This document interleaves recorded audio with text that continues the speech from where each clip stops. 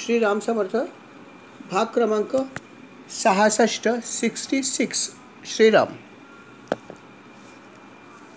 सर्व देव हरले, भगवंताची स्तुती करून भगवंताला शांत करण्याचा प्रयत्न करून सर्व हरले।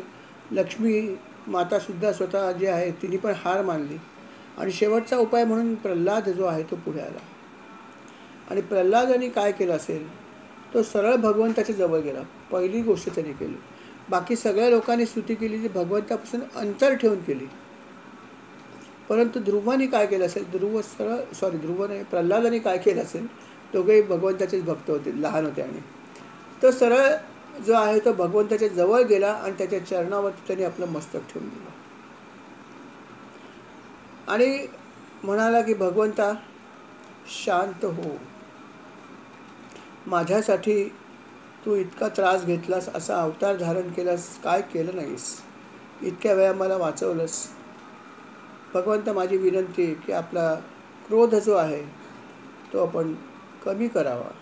आणि अतिशय नम्रपणे त्यांनी त्यांच्या चरणावर डोकं ठेवलं। तेव्हा भगवंताला सुद्धा क्षणभर त्याचं प्रेम बघून आणि त्याची भक्ती बघून त्यांनाही खूप चांगलं वाटलं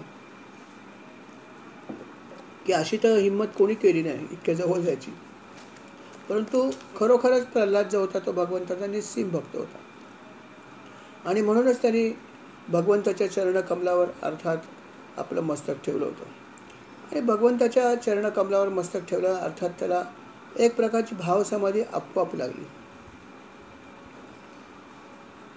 अर्थात यथावकाश त्याची भावसमाधी कमी झाली आणि मग प्रल्हादाने भगवंताची खूप सुंदर अशी स्तुती केली। खूप सुंदर आहे, अतिशय सुंदर स्तुती केली भगवंताची त्याने, ऐकण्यासारखी। तो म्हणाला, भगवंता तुला प्राप्त करणं हे खरंच कठीण गोष्ट आहे, परंतु तू आज मला माझ्यावर प्रसन्न झालास। तुला असं तर कितीही तरी वस्तू अर्पण केल्या, धनधान्य किंवा अजून काहीतरी, तू त्याच्यावर कुठल्या भक्तावर पटकन संतुष्ट होत नाहीस। फक्त भक्तीच तुला पाहिजे, जसं तू गजेंद्रावर सुद्धा भक्ती केल्यावरच त्याच्यावर तू कृपा केलीस। तो म्हणाला की भगवंत असं आहे की तू कोणावर प्रसन्न होणार हे त्या व्यक्तीच्या जातीवर अजिबात अवलंबून नाही। तो ब्राह्मण जरी असला पण जर तो तुझा भक्त नसेल तर तो काही तुझी भक्ती करू शकणार नाही किंवा तू त्याला प्रसन्न होणार नाहीस। अगदी कुठलाही तो ठिकाणून जरी जन्म घेतला असेल पण जर तुझा भक्त असेल तर तुला नक्कीच आवडतो। आणि हे नक्कीच मला माहीत आहे आणि म्हणूनच मला थोडंसं असं वाटतं की कदाचित माझी भक्ती तुला थोडीफार तरी संतुष्ट करू शकेल, असं मला वाटतं। कारण मी स्वतः दैत्य कुळामध्ये जन्मालेला आहे, म्हणून मी हे असं सगळं म्हणतोय। भगवंता तुझं हे जे रूप आहे, हे रूप बघितल्यावरती अनेक लोक घाबरले। रूपच तुझं तसं आहे आजचं, परंतु मला अजिबात भय वाटलं नाही, कारण मी भयभीत झालो आहे हे सत्य आहे, पण तुझ्या रूपाला बघून नाही झालो। बघा गंमत काय सांगतो तो। प्रल्हाद म्हणतोय की तुझं हे रूप जे आहे त्याच्याने अनेक लोक भयभीत झाले, तुझं रूप बघून मी अजिबात भयभीत झालो नाही, पण मी भयभीत झालो हे सत्य आहे। आता भगवंताचं रूप बघून जर भयभीत झालं नाही तर मग कशाला भयभीत झाला। तो म्हणते की मला भय कशाचं वाटतंय, तर मी हा साधा असा एक जीव आहे, सर्वसाधारण, आणि या संसारात आलो आहे आणि ते पण दैत्य योनीमधून आलो आहे। असं पण नाही कुठली सात्विक योनी मला मिळाली, मला दैत्य योनी प्राप्त झाली आणि या योनीमधून मी इथे पोचलो आहे आणि या संसारामध्ये मी सुद्धा भरडलो चाललं आहे। या संसारामध्ये जी लोक येतात त्यांचं वाचणं फार कठीण आहे। हा समुद्र आहे, या समुद्रातून पोहून जाणारे लोक फार कमी आहेत आणि म्हणून हे मला माहीत आहे। आणि म्हणून मला भीती कशाची वाटते की मी हा जन्म घेतला आहे, मानव जन्म घेतला आहे, परंतु तो सुद्धा कसा घेतला तर जन्म जरी असला तरी पण तो असुर योनीतून मला जन्म मिळाला। आणि म्हणून मला भीती वाटते की माझ्यामध्ये तर प्रचंड क्षात्रतेज पण आहे आणि अर्थात असुर योनीमध्ये मी जन्माला असल्यामुळे माझ्यामध्ये अनेक तामसी गुण पण असतील आणि मध्ये इतके तामसी गुण जर माझ्यामध्ये असतील तर मी हा संसाररूपी सागर कसा पार करणार। तुला प्रसन्न कसं करणार मला हे समजत नाही. मला याची भीती वाटते. काय करू मला त्याचीच भीती वाटते. मला बाकी कशाची भीती वाटत नाही. की मी तुझी भक्ती करण्यासाठी इतका लायक नाही आहे आणि संसार आहे आणि दैत्य आहे. याची मला फक्त काळजी आहे आणि म्हणून मला ही भीती आहे आणि हे वाटतं की तू माझ्यावर खरोखर भगवंता प्रसन्न हो आणि मला यातून बाहेर काढ. ही माझी इच्छा आहे. मला भीती फक्त याची आहे. तेव्हा तू माझ्यावर कृपा कर आणि मला या संसारातून मुक्त कर. तू माझ्यासाठी अनेक कष्ट घेतलेस. माझे पिता तर मला वध करायसाठी आले होते तलवार हातात घेऊन, पण तू प्रगट झालास आणि त्याचा वध केलास. परंतु मला त्याची पण भीती नव्हती वाटली. हो, पित्याला पण तो घाबरला नाहीच. तो निर्लेप होता. तो म्हणला मला भीती फक्त याचीच वाटते की मी या संसारातून पार कसा करेन. हे सगळ्यात मोठं भय आहे ते संसाराचं आहे. प्रल्हादाला फक्त याचंच भय वाटलं की संसारामधून बाहेर कसा पडेल. भय हरण आहे तर खरी गोष्ट आहे की भवाचंच भीती जास्त आहे. तो म्हणाला की भगवंता तुझी भक्ती करणं कठीण आहे, कारण जेव्हा मनुष्य खूप भक्ती करतो तीव्र, तेव्हा त्याचं हृदय शुद्ध होतं किंवा चित्त शुद्ध होतं आणि मग तुझं खरी त्याला भक्ती मिळते खऱ्या अर्थाने. ब्रह्मदेवाला सुद्धा तुझी तपश्चर्या करावी लागली. त्यांनी पण खूप प्रयत्न केला. कोण आहे, मी कोण आहे आणि परमेश्वर कुठून आला आहे याचा शोध त्यांनी घेण्याचा प्रयत्न केला सुरुवातीला, पण ते कुठे त्याला समजलं नाही समजलं. पण जेव्हा त्यांनी तुझी तपश्चर्या केली खूप जोरदार, तेव्हा ब्रह्मदेवाला सुद्धा ज्ञान झालं की काय भगवंत आहे. पण तोपर्यंत त्यालाही ध्यान झालं नाही. आता त्याची ही जर कथा आहे तर माझं काय होणार. मी तर अशा ह्या पापी लोकांच्या संगतीमध्ये, माझ्या सगळ्या आसपास दैत्यच आहेत, दैत्यच होते. मी या ठिकाणी अशा ठिकाणी आहे की जिथे माझी सगळी इंद्रिय जी आहेत ती विषयांकडे मला खेचून घेऊन चाललेत. खरं पाहिलं तर हे जे प्रल्हादाने वर्णन केले हे सर्वसामान्य माणसाचंच आहे. प्रल्हाद त्याच्या पलीकडे होता, परंतु तो असं स्वतःला म्हणतोय. पण त्याचं वर्णन आपल्याला किती लागू आहे बघा. तो म्हणतो की माझी कधीही तृप्त न होणारी जीभ मला अन्नाकडे, त्वचा स्पर्शाकडे, पोट भोजनाकडे, जननेंद्रिय स्त्रीकडे, कान शब्दाकडे, नसिका गंधाकडे आणि चंचल डोळे रूपाकडे. मला हे प्रत्येकजण आपापल्याकडे खेचत आहेत. याशिवाय इतर कर्मेंद्रिय सुद्धा मला वेगवेगळ्या विषयाकडे खेचत आहेत. हे वर्णन त्यांनी स्वतःविषयी केलं, स्वतःविषयी. परंतु हे सगळं वर्णन खरंच संसारात असणाऱ्या लोकांसाठी आहे की त्याला ही सगळी इंद्रिय जी ते आपल्याला खेचत असतात. वेगवेगळे इंद्रिय वेगवेगळ्या ठिकाणी आपल्याला घेऊन जात असतात आणि हे सर्वसामान्य माणसाचं असं होऊ शकतं. आणि म्हणून त्यावेळेस फक्त एकच आहे की प्रार्थनाच केली पाहिजे. आपण म्हणतो पण हे सगळ्या गोष्टीवर नियंत्रण ठेवणं खूप कठीण आहे. आणि प्रल्हादही तेच म्हणतोय की मी ह्याच्यावर कसं नियंत्रण ठेवू मला माहीत नाही. तेव्हा तू मला मदत कर. तू मला या जन्ममृत्यूच्या फेऱ्यातून वाचव. मला माहीत नाही काय करायचं ते. मी आपला तुझ्या चरणी शरण आलेलो आहे. मला काय करावं हे समजत नाही आहे. देवा तू मला मदत कर. तो देवाची करुणा भागतोय त्याच्या चरणावर पडून. हे सगळं तो म्हणत असताना त्याने आणखीन एक गोष्ट सांगितली. तो म्हणाला बघा की तुम्ही प्रसन्न होणं किती कठीण आहे. आता हे मुनी जे आहेत, ऋषी किंवा मुनी, हे साधारणपणे स्वतःला मुक्ती मिळावी म्हणून काय करतात, निर्जन ठिकाणी जातात, वनात किंवा पर्वतावर किंवा दुर्गम ठिकाणी जातात, मौन व्रत धारण करतात आणि तपश्चर्या करतात. आणि अर्थात हे करत असताना त्यांना बाकी काहीही आठवत नाही. ते केवळ तुझी भक्ती एके भक्ती करत असतात एकट्याने राहून. हे तर एका अर्थी बरोबरच आहे. तुम्हाला एकांतात जाऊनच भक्ती करावी लागेल. उद्धवाला पण भगवंताने हेच सांगितलं. मी जो उपदेश करतो तो उपदेश ऐक आणि त्याची अंमलबजावणी करण्यासाठी बद्रीनाथला जा आणि तिथे एकांतात राहा. असं उद्धवाला भगवंताने शरीर सोडण्यापूर्वी उपदेश केलेला आहे.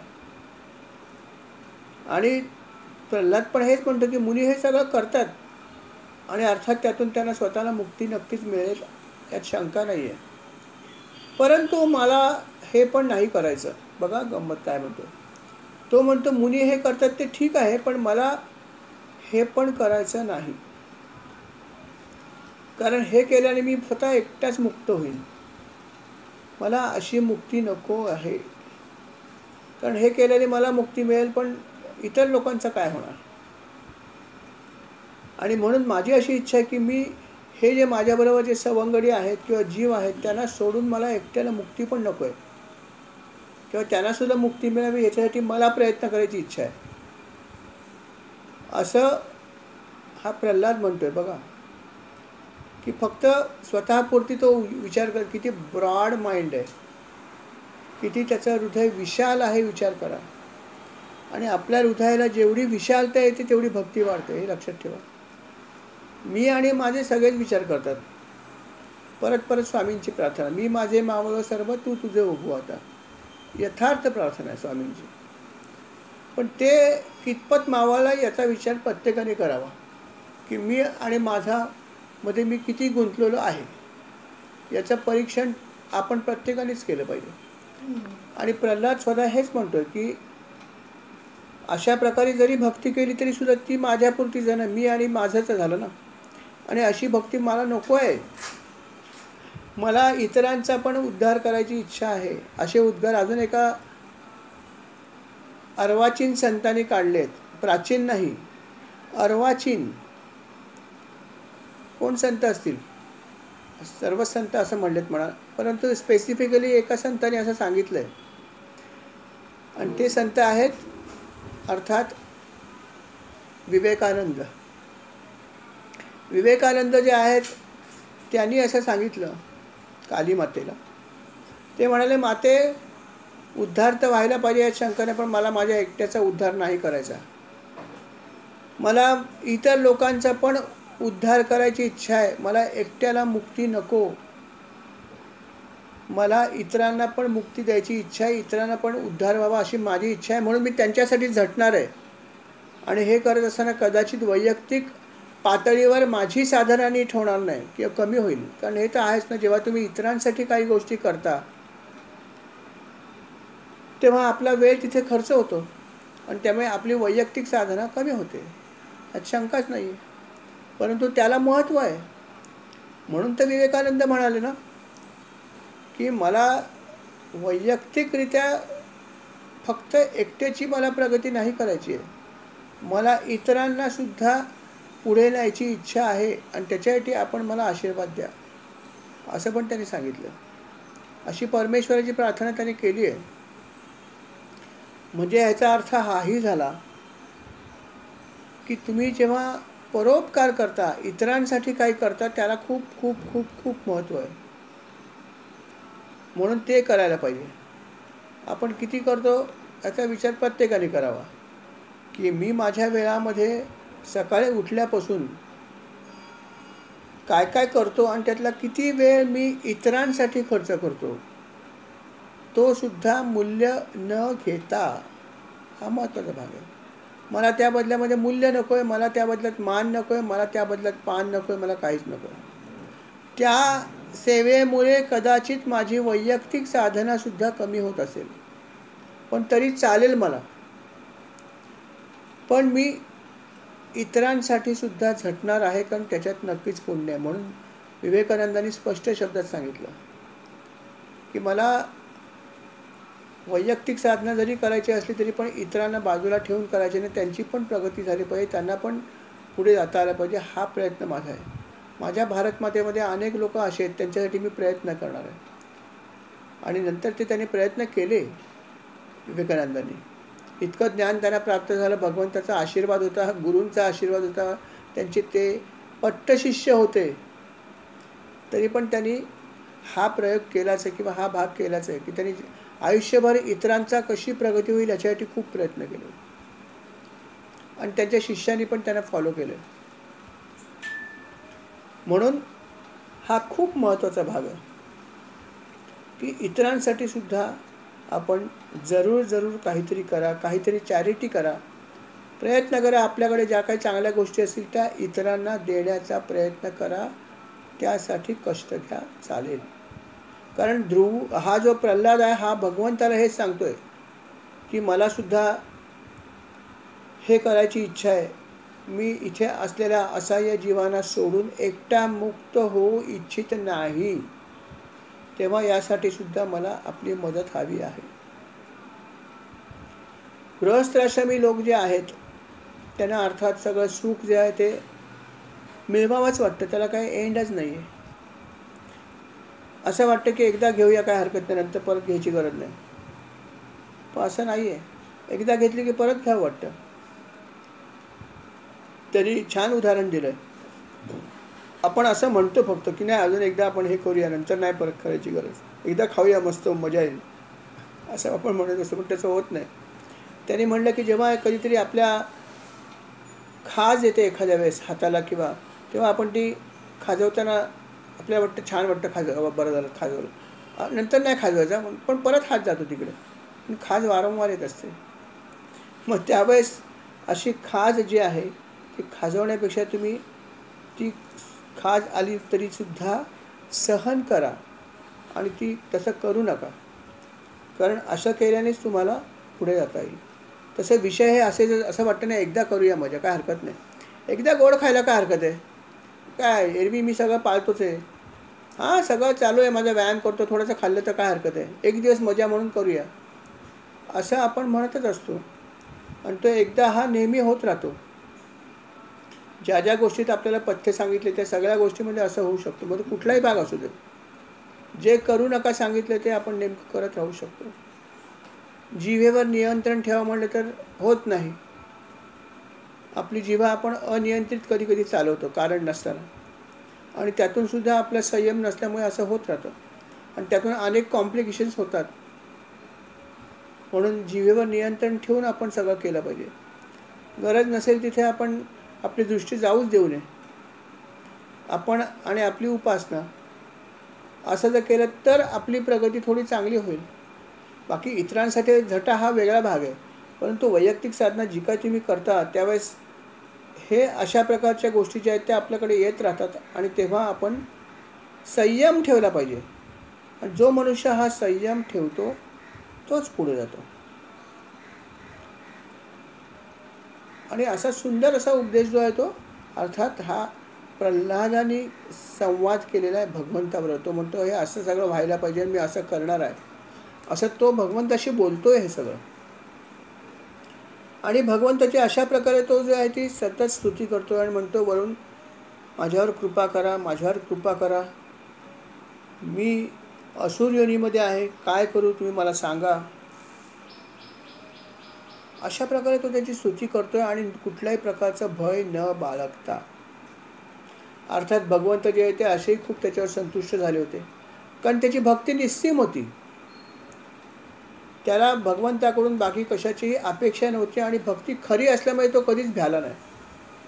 भगवंताचं दर्शन तर आत्ता घडलं, पण जेव्हा घडलं नव्हतं तेव्हा सुद्धा त्याचा भगवंतावर अपरंपार विश्वास होता. म्हणून ते इतके मारण्याचे प्रयत्न करून सुद्धा तो आपल्या वडिलांना नम्रपणे हेच म्हणायचा की तात विष्णूची भक्ती तुम्ही पण करा, असं तो त्यांना सांगू शकला, कारण त्याचा भगवंतावर निस्सीम विश्वास होता. काय होईल याची त्यांनी कधीही पर्वा केली नाही. आणि म्हणून भगवंत त्याच्यावरती अशी प्रसन्न होतेच. शिवाय भगवंताने हे बिकट रूप धारण केल्यावर सुद्धा जगातली कोणी व्यक्ती पुढे आली नाही, पण हाच फक्त प्रल्हादच पुढे आला ना, आणि तोच त्यांच्या चरणाशी बसला. त्यामुळे भगवंत त्याच्यावर अत्यंत संतुष्ट झाले आणि भगवंत त्याला म्हणाले खरंच तुझ्या या भक्तीवर मी खरोखर मनापासून प्रसन्न आहे. बाळ बोल तुला काय हवं आहे. माझं दर्शन असं रूप तर कोणाला दिसत नाही प्रत्यक्ष, परंतु अर्थात माझी कृपा आहे तुझ्यावर आणि म्हणून मी तुला हे प्रत्यक्ष माझं रूप दाखवलं आहे. तेव्हा तुला काय हवं आहे ते माग, मी तुला द्यायला तयार आहे. अशा प्रकारे भगवंतानी प्रल्हादाला सांगितलं की बोल, काय वर मागायचं तो माग, मी तुला द्यायला तयार आहे. अर्थात प्रल्हाद जो आहे हा जरी लहान असला तरी त्याची भक्ती खूप होते आणि त्याला समज पण खूप होती. आणि म्हणून प्रल्हाद जो आहे तो परत भगवंताला म्हणाला. त्याला थोडंसं हसू आलं. तो म्हणाला की भगवंता, अहो काय तुम्ही माझी परीक्षा बघतात. अहो मी मुळामध्ये, जसं मी म्हणलं की मुळात मी आसुर योनीत जन्माला आलो, की जिथे सगळी तामसी वृत्ती भरलेली आहे आणि सगळे विषय भोगत चालू तिथे. अशा ठिकाणी एक तर मी जन्म घेतला आहे आणि आता परत तुम्ही पण मला हेच सांगता की वर घे. काय वर पाहिजे बोल, मी प्रसन्न आहे. अहो मला हे असं वरदान घेतलं तर माझं काय खरं नाही. मला हे, मी असं मानतो की असे वर घेणं म्हणजे परत एकदा संसाराकडे जाणं आहे असं मला वाटतं. आणि हे मला नको आहे. हे मला नको आहे म्हणून मी आपल्या चरणी शरण आलेलो आहे. वर घेणं म्हणजे भक्तीमध्ये विघ्न आणणं आहे असं माझं मत आहे, असं प्रल्हाद म्हणतो. तुम्ही माझी नक्की परीक्षा बघत असाल, मला असं वाटतं. प्रल्हादाने एक खूप सुंदर वाक्य भगवंताला सांगितलं, फारच सुंदर, घेण्यासारखं आहे. तो म्हणतो की जो सेवक आपल्याकडून वर इच्छितो तो सेवक नसून व्यापारी आहे. बघा काय म्हणलंय की जो सेवक आपल्याकडून वर इच्छितो तो सेवक नसून व्यापारी आहे. जो आपल्या स्वामींकडून आपल्या कामनांची पूर्ती करू इच्छितो आणि जो फक्त कामना पुरवतो तो स्वामी आहे का? फक्त विषय वासना जर मागत असेल कोणी तर त्या भगवंत तुम्ही पुरवाल का? सांगा मला. खरंच विचार करा की त्यांनी जे म्हणलंय की फक्त अपेक्षा ठेवून जेव्हा भक्ती करतो तो व्यापारी झाला. खरोखर काय फरक आहे? त्यांनी खूप सुंदर एक कविता आहे, मला आठवते की नाही आता माहीत नाही, आठवण्याचा प्रयत्न करतो.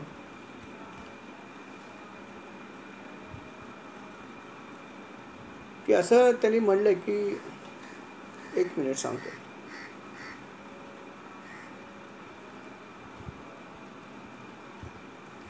हां, अशी काहीतरी कविता आहे की मनुष्य देवळात जातो पण दुकानात गेल्यासारखे वागतो.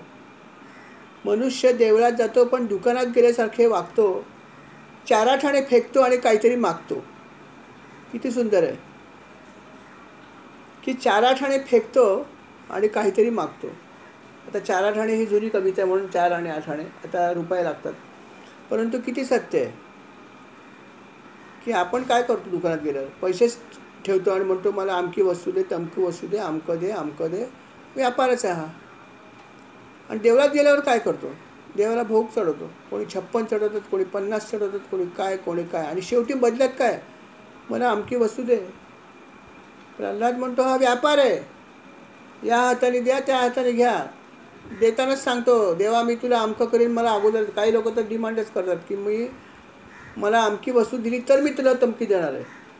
56 भोग तुला चढवीन, पण माझं हे काम झालं. आणि काम नाही झालं तर भोग चढवायचा प्रश्नच येत नाही. रोखठोक व्यवहार आहे. आणि प्रल्हाद म्हणतो हा व्यवहार आहे, व्यापार आहे, ही भक्ती नव्हे. किती उचित सांगितलं त्याने. खरोखर आपण किती वेळा काय काय मागत असतो आणि त्या बदल्यात आपण त्यांना काय काय कबूल करतो, बापरे, माहीत नाही.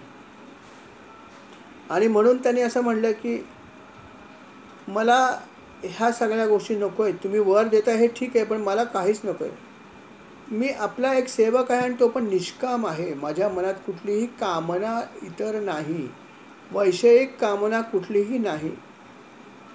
आणि आपण माझे स्वामी आहात आणि अर्थात मला असा वर तुम्ही नक्की देणार नाही की ज्यामुळे माझी कामना निर्माण होईल. आणि म्हणून माझं असं म्हणणं की मला काहीच नको. आणि त्यातूनच जर तुम्हाला मला द्यायची इच्छा असेलच फारच, तर एक गोष्ट द्या की माझ्या हृदयामध्ये कामनेचे बीज अंकुरितच होऊ नये हा वर द्या. काय सुंदर वर मागितलं बघा, की माझ्या मनामध्ये कुठलीच कामना येऊ नये, त्याचं बीजच निर्माण होऊ नये. कारण बीजामधूनच तर वटवृक्ष तयार होतं कामनांचा. आणि म्हणून ते म्हणतात मला कामना नको, ते कामनेचं बीजच नको आहे मला, हा प्रकारच नको आहे. आपण जर मला प्रसन्न झाला असाल तर हा वर मला द्या, की माझ्या हृदयामध्ये कुठल्याही प्रकारची कामना येता कामा नये. कारण कामना आली की बाकी सगळ्या गोष्टी नष्ट होणार, हे ठरलेलं आहे. म्हणून माझ्यावर आपण ही कृपा करावी, मी आपल्या चरणी शरण आलेलो आहे. म्हणजे भगवंतानी प्रसन्न झाल्यावर जे काही प्रल्हादाला सांगितलं त्याचं उत्तर प्रल्हादाने अशा प्रकारे दिलं. काय अद्वितीय उत्तर दिले, पण खूप सुंदर उपदेश. म्हटलं की उपदेश आहे पण खूप सुंदर आहे. भगवंत त्याच्यावरती म्हणाले, भगवंत उवाच, भगवंत काय म्हणाले, खरोखर माझे जे खरे भक्त आहेत, ज्याला मी अनन्य म्हणतो, हे कधीही मला कुठल्याही वस्तूची मागणी करत नाहीत, कुठल्याही. आणि अर्थात तू माझा अनन्य भक्त आहे हे नक्की सिद्ध झाले. कारण काहीच मागणी करत नाही, मला काही हृदयामध्ये इच्छाच होऊ नये हीच माझी मागणी आहे.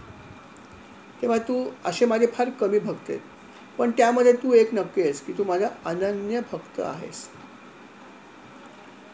अर्थात तू माझा अनन्य भक्त जरी असलास तरीसुद्धा मी तुला जो वर देतो आहे त्या वराप्रमाणे एक मन्वंतरापर्यंत तू दैत्यांचा राजाच राहशील. यापुढे दैत्याधिपती आहेसच, होशीलच. पण हे पद तू मिळाल्यानंतर पुढे एक मन्वंतर खूप मोठा पिरियड आहे, तर हे इतका वेळ तू दैत्याधिपती राहशील. आणि त्या दैत्याधिपतीशी निगडीत जेवढे विषय आहेत ते सर्व विषय तुला भोगायला मिळतील आणि तू ते भोगशील किंवा भोग,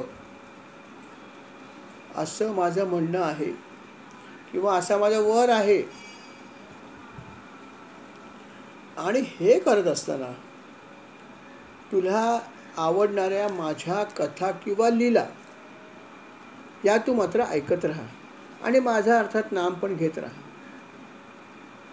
कारण अशा प्रकारे जर तू एकीकडे ह्या सगळ्या गोष्टीचा उपभोग जरी घेतलास आणि जर जोडीला माझ्या ह्या लीला आणि कथा ऐकल्यास आणि जोडीला नाम घेतल्यास, तर तुझं जे काही प्रारब्धामध्ये जे काही शिल्लक आहे कर्माचं फळ ते नष्ट होईल, त्याचा क्षय होईल. कारण तो क्षय होणं जरुरी आहे.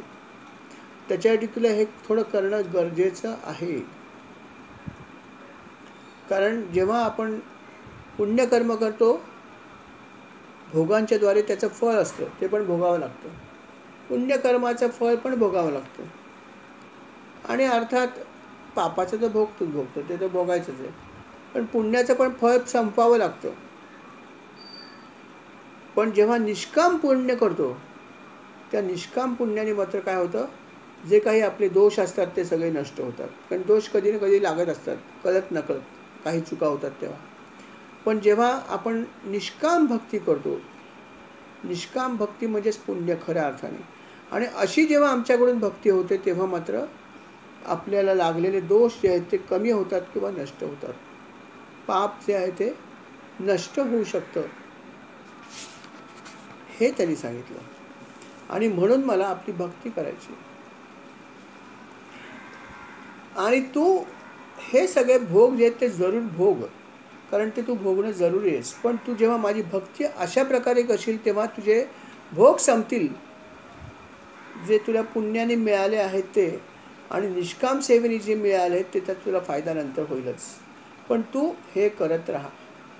आणखीन एक महत्त्वाची गोष्ट भगवंताने सांगितली बघा. भगवंताने काय सांगितलं, की ते काय म्हणाले, की तू आत्तापर्यंत माझ्या जी काही स्तुती केली आहे त्या स्तुतीचे जो मनुष्य संकीर्तन करेल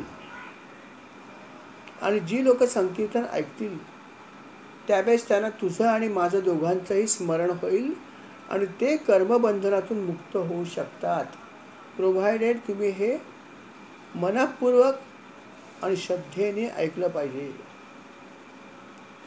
त्याचं संकीर्तन जर आपण केलं स्वतः तर आपली कर्मबंधनातून नक्की मुक्ती होईल असं प्रत्यक्ष भगवंतांनी सांगितलं. म्हणून तुम्ही म्हटलं ना की आजचा जो उपदेश आहे ना फार सुंदर आहे.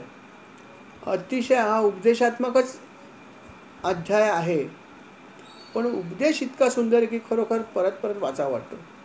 वाचताना पण मला खूप आनंद झाला. काय उपदेश केला, अतिशय सुंदर आहे. आणि हे फळ त्यांनी शेवटी सांगितलं की असा हा जो सुंदर उपदेश आहे, हा जर तुम्ही संकीर्तन केलं तर त्यातून तुमचं कर्मबंधन नक्की निघून जाईल असंही भगवंतांनी सांगितलं. त्याच्यानंतर प्रल्हाद आणखीन एक गोष्ट म्हणाला की भगवंता, वर तर मला काही नको हे तुला सांगितलं आहेच, पण तुझा आग्रह अजूनही दिसतो की तू काही गोष्टी भोग, मन्वंतरापर्यंत राज्य कर वगैरे तुम्ही मला वर देताच आहात, तर मग अजून एक मी वर तुम्हाला मागतो, तुमची द्यायची इच्छा आहे. म्हणून बघा, तुम्ही मला वर काय द्याल, तर माझा जो पिता आहे हा कसा वागला आपल्याला माहिती आहे. याने आपली प्रचंड निंदा केली. त्यांना मी कितीतरी वेळा सांगितलं की तात असं करू नका, परंतु त्याने अर्थात त्यांच्या जो काही तामसी स्वभाव होता त्या स्वभावाला अनुसरून ते वागले. आपला क्रोध ते आवरू शकले नाहीत. आणि मी आपला भक्त आहे म्हणून त्यांनी माझ्यावरती फक्त हा राग ठेवला आणि त्यामुळे तुमचा कोप झाला. अर्थात त्यांना प्रचंड पाप लागलं असेल असं मला वाटतं. वास्तविक पाहता आपली दृष्टी त्याच्यावर पडली तर आहेच, त्यामुळे ते पवित्र पण झाले असतील असंही मला वाटतं. तरी पण माझं कर्तव्य आहे की मी एक पुत्र म्हणून तुम्हाला काहीतरी मागायला पाहिजे. आणि ती इच्छा अशी आहे की जर माझ्या वडिलांना काही दोष लागला असेल, कारण त्यांना नाही म्हणले तरी त्यांनी तुझी भरपूर निंदा पण केली आहे आणि मला त्रास दिला ह्याचा अर्थ तुम्हाला खूप राग आला आहे, म्हणून तुम्ही हा अवतार धारण केला आहे. तर तुमच्या मनाला तो त्रास तर झालेलाच आहे, अजूनही तुमचा राग शांत होत नाही. तेव्हा त्यामुळे त्याचा जो काही दोष असेल, तो दोष जो माझ्या वडिलांना लागत असेल तर तो दोष त्यांना लागू नये. त्या दोषांपासून सुद्धा माझे वडील मुक्त व्हावेत, शुद्ध व्हावेत, हा वर मला द्या. काय वर मागितलं बघा, किती त्यांनी आपल्या वडिलांचा किती विचार केला. जरी भगवंताच्या स्पर्शाने किंवा त्याच्या सान्निध्याने त्याचा उद्धार होणार आहे हे त्यांना माहीत आहे, तरी पण तो म्हणतो की नाही, माझं कर्तव्य आहे की तुला मागणं. तुझ्या स्पर्शाने किंवा तुझ्या महिमाने त्यांचा उद्धार होत असेल हे ठीक आहे, पण पुत्र कर्तव्य माझं काय आहे की माझ्या वडिलांचा मुक्तीचा प्रयत्न करणं. म्हणजे वडील इतके वाईट वागून सुद्धा त्याच्या मनामध्ये वडिलांविषयी अजूनही प्रेमच भावना होती.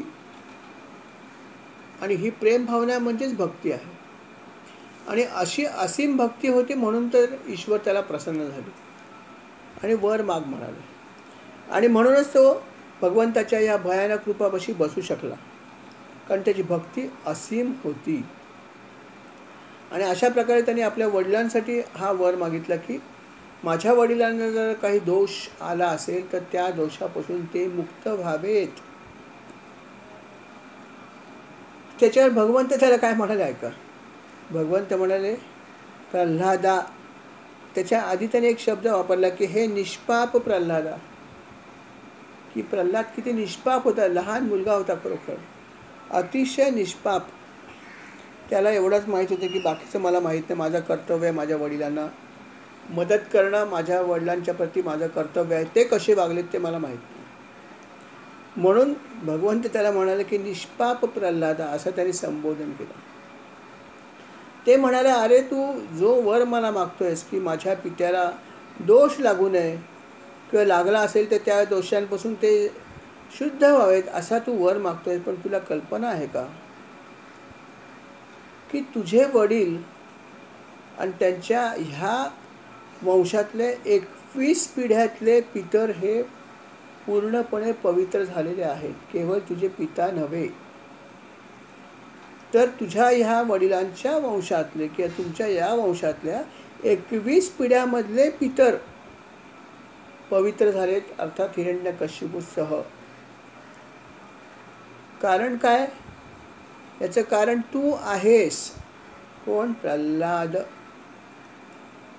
कारण संपूर्ण कुळाला पवित्र करणारा तुझ्यासारखा पुत्र त्यांना झाला आणि म्हणून तुझ्या 21 पिढ्यातली सगळी लोक शुद्ध झाली. वडील तर झालेच झाले. असेच उद्गार काढले होते अजून एका ठिकाणी. जेव्हा नृसिंह सरस्वती स्वामींनी जेव्हा जन्म घेतला होता त्यावेळेस असेच उद्गार काढले होते. त्याच्या आई वडिलांना तो जेव्हा भेटायला गेला होता बऱ्याच वर्षानंतर, अर्थात जेव्हा ते परिक्रमा करण्यासाठी निघाले होते नृसिंह सरस्वती स्वामी, तेव्हा परिक्रमा करून जेव्हा ते भरपूर वर्षांनी परत आले गावामध्ये परत, त्यावेळेस जेव्हा आई वडिलांशी त्यांची भेट झाली, गावकऱ्यांशी भेट झाली, तेव्हा अर्थात जे आई वडील आहेत ते आपल्या ह्या मुलाचं अलौकिक रूप बघून चकित झाले आणि अर्थात त्यांना हे लक्षात आलं होतं की आपला मुलगा हा दत्तप्रभूंचा अवतार आहे. हे त्यांना आणि संपूर्ण गावाला समजून चुकलं होतं की आपला मुलगा हा सामान्य नाही, तो असामान्य आहे. ते प्रत्यक्ष दत्तप्रभूंचे अवतार आहेत. आणि त्यानंतर मग अर्थात त्यांनी आपल्या मुलाला काय सांगितलं, आई वडील त्यांना म्हणाले की आता आम्हाला तुला मुलगा हाक मारणं सुद्धा बरोबर वाटत नाही, आम्ही तुला प्रभो हेच हाक मारू. आणि ते त्यांना म्हणाले, हे प्रभो आमच्यावर कृपा करा तुम्ही. आम्ही तुम्हाला सांभाळताना अनेक प्रकारचे अपराध केले असतील कदाचित, पण तुम्ही लहान होता आणि तुम्ही भगवंतात, आम्हाला कुठं माहीत होतं. सामान्य बालकाला जसं सांभाळतात तसं आम्ही तुम्हाला सांभाळलं आहे. त्यावेळेस अनेक त्रुटी आमच्याकडून झाल्या असतील, अनेक अपराध आम्ही केले असतील, प्रसंगी तुम्हाला रागावलं असू, काय नसेल केलं मला माहीत नाही. अनेक गोष्टी आम्ही चुकीच्या केल्या असतील, ज्या गोष्टी आम्ही अशा प्रकारच्या परमेश्वराच्या प्रती करता कामा नये, परंतु त्यावेळेस आमचं अज्ञान होतं आणि म्हणून आमच्याकडून अनेक प्रमाद घडले असतील. पण या सर्व प्रमादांना आपण क्षमा करा. या सर्व चुकीच्या गोष्टी आम्ही ज्या केल्या आहेत त्यामुळे एक परमेश्वर म्हणून आम्ही तुमचे नक्की अपराधी आहोत. आणि म्हणून आम्ही तुमच्याकडे बघण्याचा जो आमचा दृष्टिकोन होता की आम्ही वडील आणि आई आहोत आणि तुम्ही आमचे पुत्र आहात, या दृष्टिकोनामुळे आम्ही तुम्हाला ओळखलं नाही आणि म्हणून सामान्य मानवासारखे आम्ही तुम्हाला वागणूक दिली आणि त्यामुळे अनेक प्रकारचे दोष आम्हाला लागले असतील याची शंकाच नाही आहे. तेव्हा हे भगवंता, आमची आपल्या चरणी ही विनंती आहे की या दोषांपासून आम्हाला आपण मुक्त करावं, अशी विनंती नृसिंह सरस्वती स्वामी जे होते त्यांच्या आई वडिलांनी यांच्या चरणी केली नम्रपणे. तेव्हा स्वामी काय म्हणाले, दत्तगुरू काय म्हणाले, दत्तगुरूंचा अवतार होते नाही का, ते म्हणाले, अरे आई वडिलांना म्हणा, अरे तुम्ही काय करता आहात, तुम्ही हे मला मागता आहात की आमचे दोष सगळे जाऊ दे, आम्हाला पवित्र कर, आम्हाला ह्यातून सोडवा. अरे हे तर कधीच घडलंय. जेव्हा मी तुमच्या पोटी जन्म घेतला त्या क्षणी हे ठरलं होतं. कारण असं आहेच की जेव्हा एखादा अलौकिक पुत्र जेव्हा एखाद्या ठिकाणी जन्म घेतो, परमेश्वराचा अवतार असतो तो अर्थात, तेव्हा त्या पिढीतल्या 21 पिढ्या ज्या आहेत त्या सगळ्या दोषरहित होतात. आणि मी या ठिकाणी तुमच्या पोटी जन्म घेतला आहे, त्यामुळे केवळ तुमचाच नव्हे, तुमचे दोष सोडूनच द्या, परंतु आपल्या या घराण्यामधले 21 पिढ्यांचे जेवढे दोष आहेत ते सगळे नष्ट झालेले आहेत आणि सर्व कुल पवित्र झालं आहे. कारण या ठिकाणी माझा जन्म झालेला आहे आणि म्हणून तुम्ही ही प्रार्थना मला करूच नका. आणि या ठिकाणी प्रल्हादाला पण भगवंत हेच सांगतात की अरे तुझे वडील ज्या ठिकाणी जन्माला आले त्या 21 पिढ्यामधल्या पितरांसह सगळे पवित्र झाले, कारण कुळाला पवित्र करणारा तुझ्यासारखा पुत्र त्यांना झाला. आणि म्हणून तू याची काळजी सोडून दे, हा वर तू मला मागायची गरजच नाही, हे आपसूक घडलेलं आहे. याशिवाय माझा स्पर्श त्यांना झाल्यामुळे तुझे वडील पवित्र झाले आहेतच आहेत, तोही काय प्रश्न नाही. परंतु एक काम तू नक्की कर, हे सगळं जरी असलं तरी पण तू रिवाजाप्रमाणे तुझ्या वडिलांची अंत्येष्टी कर. रिवाजाप्रमाणे जे काही सगळं करायचं ते सगळं तू कर. आणि त्यांना नक्कीच उत्तम लोक प्राप्त होणार आहे. कारण काय की तुझ्यासारखा पुत्र इथे आलेला आहे. आणि अर्थात हे सगळं झाल्यावरती माझा जो वर आहे त्या वराप्रमाणे तू या गादीचा स्वीकार कर. दैत्य कुळात तू जन्माला घेतला आहेस आणि या कुळात जी गादी तुला चालून येणार आहे त्या गादीचा वारस तू आहेस. तेव्हा या दैत्य कुळामध्ये तू ह्या राज्याचा स्वीकार कर आणि जसं मी तुला सांगितलं आहे त्याप्रमाणे माझ्या गुणांचं संकीर्तन करत करत तू हा राज्यकारभार कर आणि प्रजेची सेवा कर. ही माझी इच्छा आहे आणि अर्थात भगवंताची इच्छा म्हणजे आज्ञाच आहे.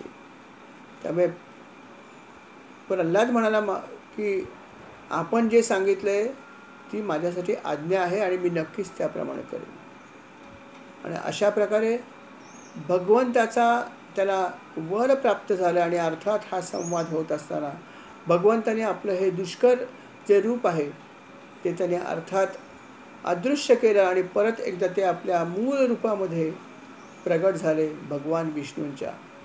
आणि अर्थात त्या रूपाचं सर्वांनी पोट भरून अर्थात जे आहे ते दर्शन घेतलं.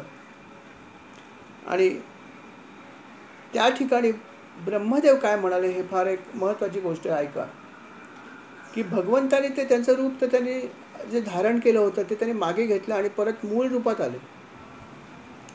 परंतु ब्रह्मदेव म्हणाले की भगवंता मी एक वरदान देऊ इच्छितो लोकांना. बघा काय वरदान दिलं, किती महत्त्वाचं वरदान आहे. ते म्हणाले की भगवंता जो कोणी तुझ्या या रूपाचं कुठल्या नृसिंहाच्या नारसिंहाचं जे रूप आहे या रूपाचं जर कोणी ध्यान केलं तर त्याला सर्व प्रकारच्या भयापासून मुक्ती मिळेल. इतकंच नव्हे तर मृत्यूसुद्धा कदाचित अपमृत्यू टळू शकतो. ही शक्ती त्या व्यक्तीला प्राप्त होईल जर त्याने तुझ्या या रूपाचं ध्यान केलं तर. हे वरदान प्रत्यक्ष ब्रह्मदेवाने दिलंय आणि म्हणून त्याला महत्त्व आहे.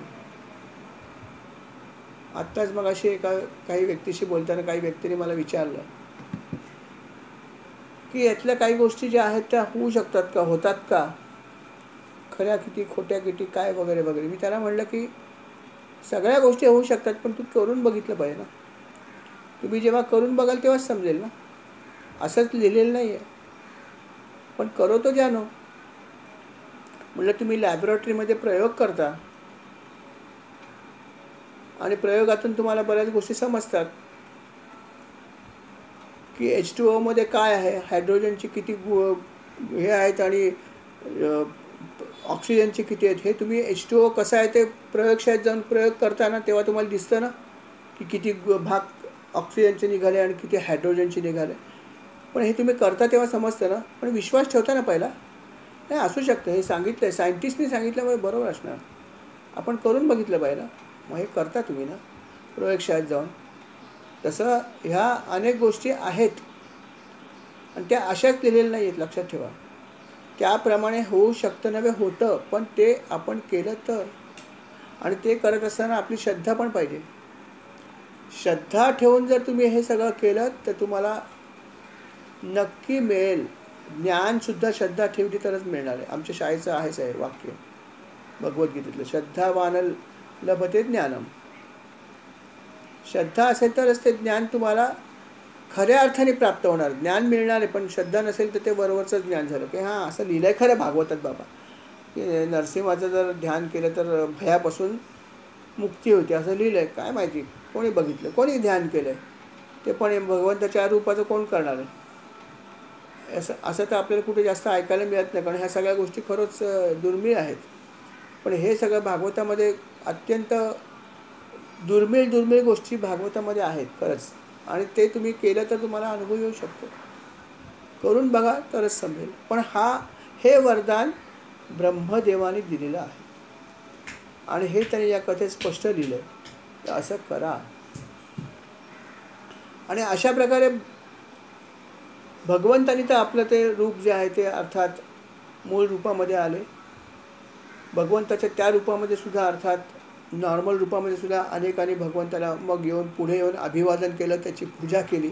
अर्थात जेव्हा मूळ रूप आलं तेव्हाच बाकी लोकांना खऱ्या अर्थाने शक्ती आली किंवा त्यांच्यामध्ये धैर्य आलं. मग त्या सर्वांनी सुद्धा भगवंताची यथासांग पूजा केली आणि भगवंताचे आशीर्वाद घेतले. आणि अशा प्रकारे भगवंताचा हा अवतार जो आहे तो या ठिकाणी एक अवतार भगवंताने अर्थात घेतला अजून एक, आणि त्यांच्या या दोन पार्षदांना जय आणि विजय यांना एका अजून जन्मातून मुक्ती दिली. आणि अर्थात त्यांचे अजून काही जन्म बाकी होतेच आणि त्या जन्माप्रमाणे ते अजूनही काही जन्म घेणार होतेच. जसं कुंभकर्ण आणि रावणाचा जन्म पण त्यांना घ्यायचा होता, पुढे अजूनही काही जन्म त्यांना घ्यायचे होतेच. दंतवक्र आणि अर्थात शिशुपालाचा पण जन्म घ्यायचा होता. हे सगळे बाकीच होते, परंतु या एका जन्मातून नक्कीच भगवंताने त्यांना पार केलं होतं.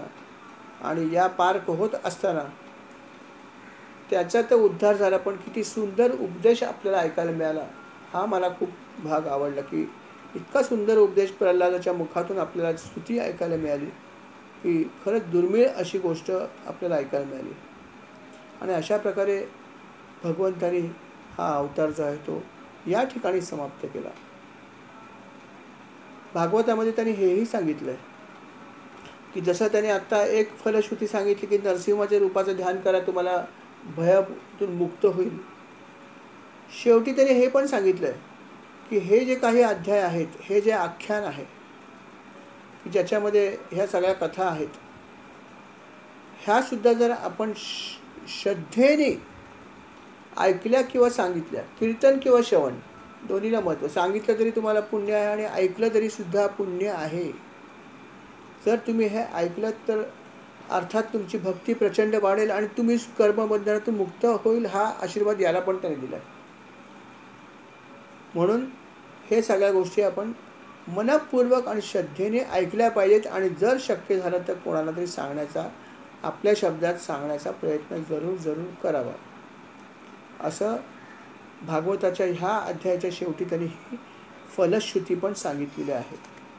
आपण महाराजांच्या चरणी अशी प्रार्थना करूया की महाराज, आपण आम्हाला अशीच बुद्धी द्या चांगली की जेणेकरून आमच्या हातून खूप भक्ती घडेल, खूप नामस्मरण होईल, आमच्या हातून अशा प्रकारच्या अनेक कथांचं श्रवण होऊ, अनेक कथांचं कीर्तन पण हातून हो, अशी आपण प्रार्थना करूया.